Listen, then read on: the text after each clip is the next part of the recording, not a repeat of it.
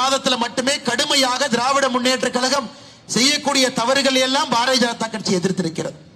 அவர்கள் செய்திருக்கக்கூடிய ஊழல் எல்லாம் உரித்து மக்கள் மன்றத்திலே வைத்திருக்கின்றோம். இதெல்லாம் நீங்க பார்த்துட்டு இருக்கிறீங்க ஐயா. இன்னைக்கு தமிழகத்தில் எல்லா கட்சிகளுமே ஜாதிகள் ஜாதிகள் என்று சொல்லி ஆட்சியும் அரசியலும் செய்து கொண்டிருக்கின்றார்கள். ஆனால் மோடி அவர்கள் நம்பக்கூடிய 4 ஜாதிங்க ஐயா. ஏழை ஜாதி, பெண்கள் ஜாதி, விவசாயிகள் ஜாதி, இளைஞர் ஜாதி. இந்த 4 பேரையும் மட்டும் மையமாக வைத்து நம்முடைய அரசியல் நடந்து கொண்டிருக்கிறது. 3 லட்சம் கோடி ரூபாய் உத்தரப்பிரதேசக்குள்ள பணம் உள்ள வந்திருக்குங்க ஐயா.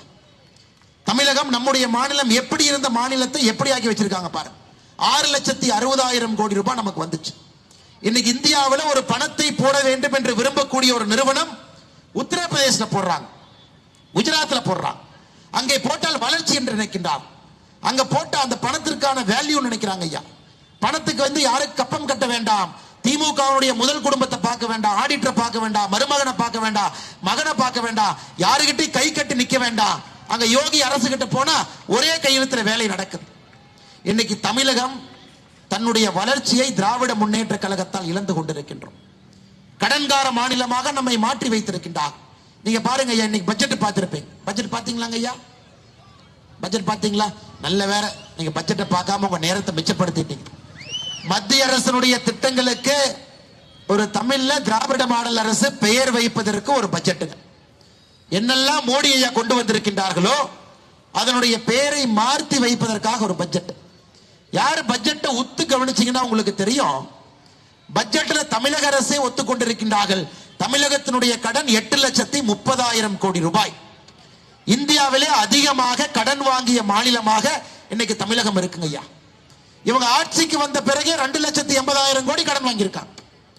நாம் புரிந்து கொள்ள வேண்டும், கடனை வாங்கி கவர்ச்சிகரமான திட்டங்களை போட்டு வருங்கால சந்ததிகளுடைய வளர்ச்சியை பறிக்கக்கூடிய ஒரு அரசாக திராவிட முன்னேற்ற கழகத்தினுடைய அரசு 33 மாத காலமா இருக்கு. இளைஞர் நிக்கிறாங்க, வரும்பொழுது நான் பார்த்தங்க ஐயா, இளைஞர்கள் நிறைய இருக்கிறாங்க. அரசு வேலை வேண்டும் என்று நினைக்கின்றார்கள். அரசு வேலை திராவிட முன்னேற்ற கழகம் தன்னுடைய தேர்தல் அறிக்கையில சொல்லி இருந்தார்கள், நாங்க ஆட்சிக்கு வந்த 5 ஆண்டுகள்ல 3,50,000 பேருக்கு அரசு வேலை கொடுப்போம். 3,50,000 பேர், 3,50,000 பேருக்கு அரசு வேலை கொடுக்கல. ஆனா உதயநிதி ஸ்டாலினுக்கு அரசு வேலை கொடுத்துட்டார், பையனை கொடுத்துட்டார்.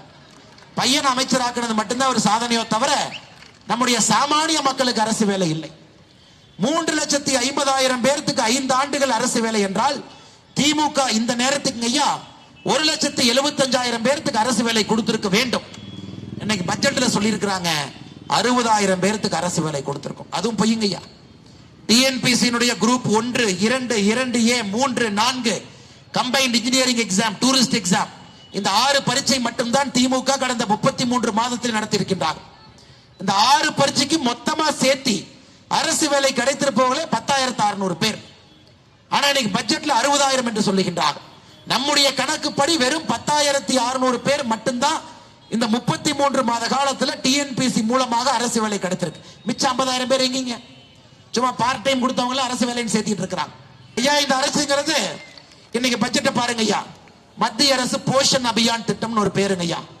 அதாவது 6 வயதுக்கு கீழே இருக்கக்கூடிய குழந்தைகள், கர்ப்பிணி பெண்கள், தாய்மார்களுக்கு ஊட்டச்சத்துக்காக மத்திய அரசு திட்டம், மோடி ஐயா திட்டம். தமிழ்நாட்டில் இன்னைக்கு புது பேர் வச்சிருக்காங்க, ஊட்டச்சத்தை உறுதி செய் அப்படின்னு திட்டத்துக்கு பேர் வச்சு திராவிட மாடல் அரசு பட்ஜெட்ல ஓடி இருக்காங்க. அனைத்து பணமும் கொடுப்பது மோடி ஐயா.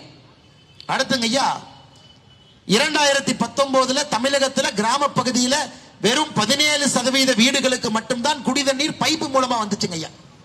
மோடி ஐயா ஜல் ஜீவன் திட்டம் என்கின்ற திட்டத்தை கொண்டு வந்து இன்னைக்கு 73% வீடுகளுக்கு குடிதண்ணீர் பைப்பு மூலமா வருது. இன்னைக்கு பட்ஜெட்ல புது பேர் வச்சிருக்கிறாங்க, குழாய் மூலமாக குடிதண்ணீர் திட்டமா. பாருங்க, இதெல்லாம் 3 ஆண்டுகளாக நாம் நடைமுறைப்படுத்தி கொண்டிருக்கக்கூடிய திட்டங்களுக்கு புது பேர் வைக்கிறாங்க. பிரதம மந்திரியினுடைய வீடு கட்டும் திட்டத்திற்கு புது பேர் இன்னைக்கு கலைஞர் கருணாநிதி கனவு இல்லம் திட்டம்.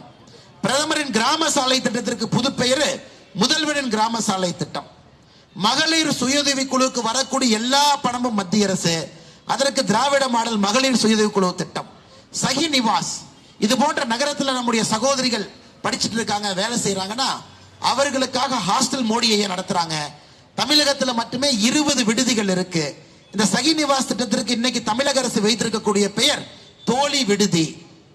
நகரங்கள் எல்லாம் பசுமை வழிச்சாலைகளாக மாற்றி கொண்டிருக்கின்றோம். தமிழகத்தில் 10 பசுமை வழித்தறிகள் வந்துருச்சுங்க ஐயா. இன்னைக்கு திராவிட மாடல் அரசு வைத்திருக்கக்கூடிய பெயர் தமிழக பசுமை வழிகள் திட்டம். கடல் நீர் குடிநீராக்கும் திட்டத்திற்கு 1200 கோடி கொடுத்திருக்கோம். இன்னைக்கு அதுக்கு ஸ்டிக்கர் ஒட்டியிருக்காங்க.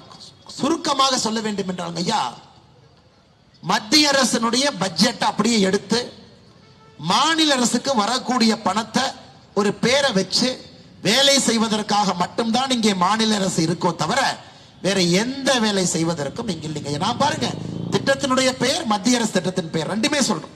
அப்ப நீ என்ன பண்ற? மக்கள் வரிப்பணம் தமிழ்நாட்டில இருந்து இவ்வளவு வாங்கியிருக்கீங்க. 1,80,000 கோடி ரூபாய் வரிப்பணம் தமிழகத்துல மாநில அரசுக்கு போயிருக்கு. என்னையா பண்றீங்க? இன்னைக்கு பாருங்க ஐயா, மோடி ஐயா இன்னொரு திட்டம் சொல்றேன் பாருங்க ஐயா.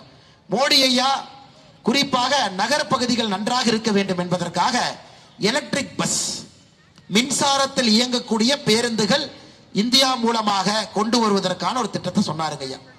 அந்த திட்டத்தினுடைய பெயர் FAME, faster adoption and manufacturing of electric vehicle. தமிழ்நாட்டுக்கு 500 வண்டிங்க ஐயா, 500 பஸ், மின்சாரத்தில் ஓடக்கூடிய பஸ் ஐயா இந்தியாவில் எல்லா பக்கம் ஓடுது. இதற்கு 2021 இவங்க ஒரு பேர் வச்சுட்டாங்க, இவங்களே ஸ்டிக்கர் அடிச்சு ஒட்டி. அமைச்சர் ராஜகண்ணப்பன் சொன்னார் 20/11/2021 தமிழ்நாட்டுக்கு 500 மின்சார பேருந்துகள் வாங்க போறோம். இது மத்திய அரசு திட்டங்க ஐயா. அதுக்கப்புறம் 6 மாசம் கழிச்சு டெண்டர் போட்டாங்க. அப்புறம் 2/12/2022 இன்னும் 6 மாசம் கழிச்சு ஒப்பந்தம் போட்டாங்க. அதுக்கப்புறம் 6 மாசம் கழிச்சு மின்சார பேருந்துகள் தனியாரை வச்சு இயக்குவோம்னாங்க. இன்னைக்கு 2024 ஆச்சு, 2.5 வருஷம் ஆச்சுங்க ஐயா. ஒரு பேருந்தை காணோம்.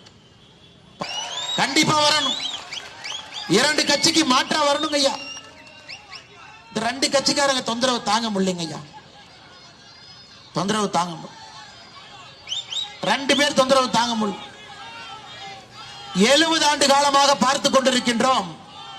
2 கட்சி தமிழகத்தில் தன்னுடைய கையிலே வைத்துக் கொண்டு அவங்க மட்டும் வளர்றாங்க, தமிழகம் வளரல. சைக்கிள் ஸ்டாண்ட் போட்டு வீல் சுத்துற மாதிரி இருக்குதுங்க ஐயா. நாம யாரும் வளரல. ஊழலுக்கெல்லாம் இலக்கணமாக தமிழ்நாட்டினுடைய அரசியல் கட்சிகள், திராவிட கட்சிகள் இருக்கிறாங்க. இந்த எலெக்ஷனுக்கு இங்க கூட்டணி, அவங்கள திட்டுவாங்க. 5 வருஷம் கழிச்சு இங்க கூட்டணி, இவங்களை திட்டுவாங்க. இப்படித்தான் இது சென்று கொண்டிருக்கிறது. இன்னைக்கு தமிழகத்தில் 2 கட்சிகளும் ஒன்றாக மறைமுகமாக சேர்ந்து பாரதிய ஜனதா கட்சி எதிர்க்கிறாங்க. 2 பேருக்கு தெரிஞ்சிருச்சு. இன்னைக்கு பாரதிய ஜனதா கட்சி 2024 தமிழகத்திற்குள்ளே வந்துவிட்டால் அசைக்க முடியாத மக்கள் சக்தியாக பாரதிய ஜனதா கட்சி மாறிவிடும் என்பதற்காக அந்த பங்காளிகள் 2 பேரும் ஒன்னா சேர்ந்திருக்கிறாங்க. எந்த தகுதியும் இல்லாம முதலமைச்சராக இருக்கக்கூடியவர்களை அப்புறப்படுத்தணும். ஏழை மக்களுடைய கஷ்டத்தை தெரிந்தவர்கள் மட்டும்தான் அந்த பதவிக்கு வரணும்.